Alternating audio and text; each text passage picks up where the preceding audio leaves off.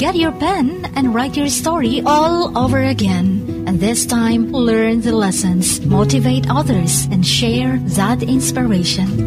Dear Mugs FM with DJ Chinny. Kapag naging hangal na ang pagmamahal, ito ay nakakasakal. Kapag ang pag-ibig ay pinilit, ito ay nakakasakit. Lalo na kung bigla ka na lamang ipagpalit. Dear Mugs FM, magandang hapon po sa inyong lahat. Itago na lang ninyo ako sa pangalang Miss Belly.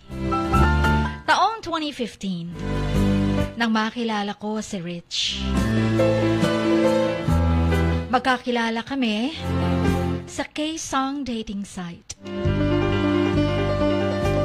Nag-match kasi kami sa app dahil pareho kami ng hilig. Pareho kaming mahilig manood ng Korean drama. Sa totoo lang, akala ko, bihira lang ang mga lalaki na mahilig sa K-drama.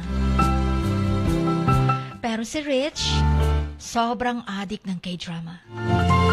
Kaya din siguro naging matibay ang relasyon namin. Dahil ang naging libangan namin ay ang manood ng K-drama. Kagaya niya, mahilig din ako sa mga mysteries, revenge, time travel na genre ng K-drama. Hanggang sa nag-live-in kami. Nagkaroon ng kanya-kanyang work. Kapag day off namin, sa halip na gagala or magdi-date kami sa labas, mas pinipili naming magstay sa kwarto at manood ng K-drama. Pero nung nagkaanak na kami, Chin, natigil na ang pagiging K-drama addict naming dalawa. Dahil may mga obligations na rin naman kami na dapat unahin. Pero makalipas ang ilang taon, nagbago si Rich. Dahil na-addict na siya sa mobile game. Umabot na sa point na lagi siyang puyat at madalas nag-a-absent na siya sa work. Kinausap ko siya tungkol sa pagiging mobile game addict niya. Pero naging matigas ang ulo niya. To the point na napipisikal na niya ako. Kaya ang ginawa ko, umalis ako sa bahay. Iniwan ko siya. Dinala ko ang anak ko sa parents ko. Umabot na lamang ang ilang weeks, hindi nagparamdam si Rich sa akin. Umaasa kasi ako na susunduin niya kaming mag-ina sa bahay ng parents ko. Kaya after 1 month, umuwi din ako sa bahay namin. Pero nagulat ako, Chin, dahil hindi man lang kami pinansin pagdating sa bahay. Sa halip, nakafocus pa rin siya sa nilalaro niyang mobile game. Halos 1 taon ko din siyang tiniis. Ilang beses ko ding pinag-isipan bago siya bitawan. Kaya binitawan ko na. Pinalayas ko siya sa bahay. Dahil kung tutuusin, sa family ko yung bahay. Binigay lang sa amin. Umalis si Rich at nalaman ko na lang na nakitira lang siya sa mga kaibigan niya. Makalipas ang 1 buwan, pinaalis din siya sa bahay ng kaibigan niya. Dahil ayon sa nalaman ko, pinaalis si Rich dahil di raw ito marunong tumulong sa bahay. Kahit nga daw maglinis lang. Naging addict na talaga si Rich sa laro niya. Hanggang binenta ko ang bahay at iniwan ko sa parents ko ang aking anak. Sinubukan kong makipagsapalaran sa Manila. Sa awa ng Diyos, napunta naman ako sa magandang kumpanya. Ilang taon din ako doon sa Maynila. Tsaka nag-decide na magstay na dito sa Mindanao, sa family ko. Lalo na't lumalaki na din ang anak ko. Pinasok ko ang pag-o-online selling, pagbabuy and sell ng mga prutas. Kaya kahit papano masasabi kong nakaluwag-luwag din ako. Mga ilang buwan ding nakalipas, nalaman ko na nag-asawa na si Rich sa Davao. Kaya naman, sa tulong ng mga kaibigan ko, nakontak ko si Rich para humingi ng sustento sa aming anak.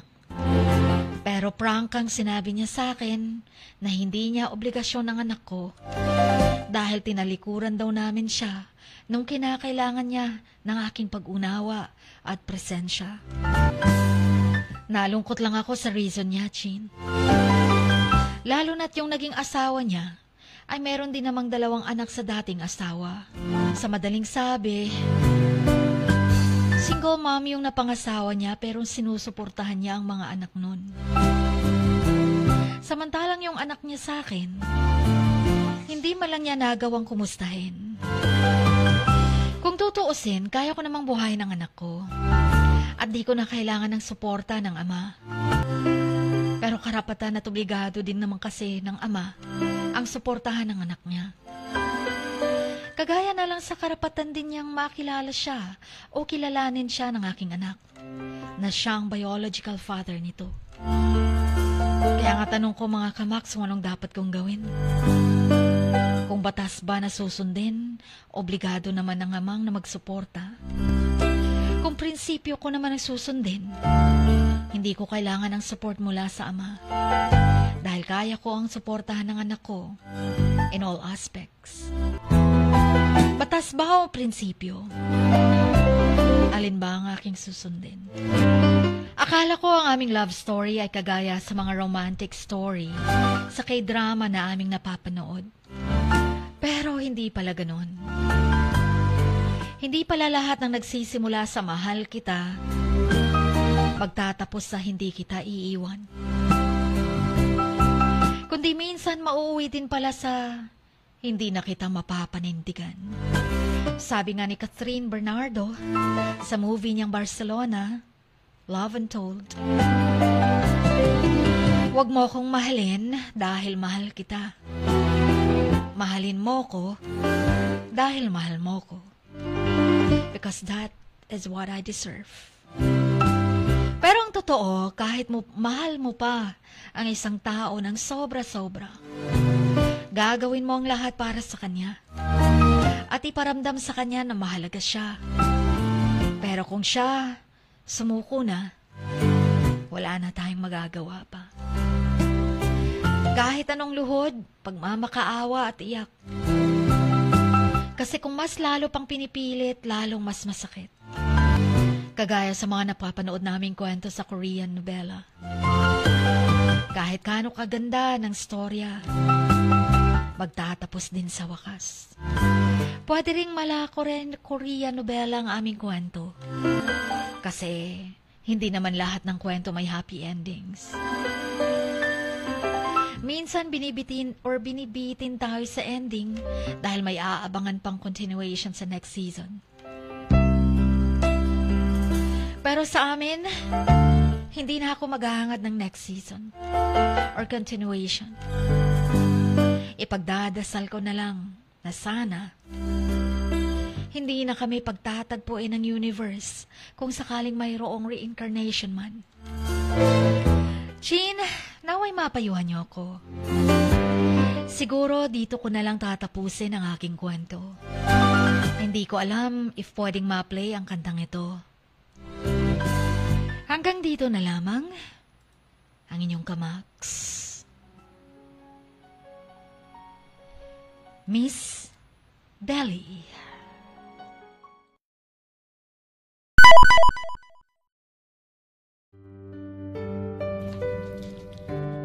Sa bawat pagluha mo, may nakatagong kwento.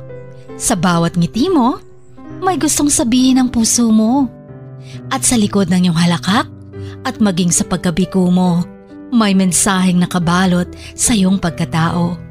At ang tanging nais mo lamang ay mapakinggan ang mga ito ng buong mundo. Dear Max FM with DJ Chini. Life has got all those twists and turns. Stand up for what you believe in. What lies behind you and what lies in front of you pales in comparison to what lies inside of you. Dear Max FM with DJ Chini. Sabi nga nila, ang pagsusulat kapag masyado mong diniinan, hanggang sa susunod na pahina ay nagmamarka. Katulad ng pagmamahal, kapag masyado mong ibinigay ang lahat, yung sakit na gawa ng nakaraan, dala pa rin hanggang kasalukuyan. Dear Mugs FM, you own your story and you are the author of your own book of life. Don't let others write your script, but let others hear your story and make them inspired. Kaya sumulat na, maging bahagi ng aming programa, Dear Mugs FM with DJ Chini tuwing Lunes hanggang Biyernes, 1:00 hanggang 3:00 ng hapon sa Max News FM, Sock Sargent. Love, life, and lessons from the past only at Dear Mugs FM with DJ Chini.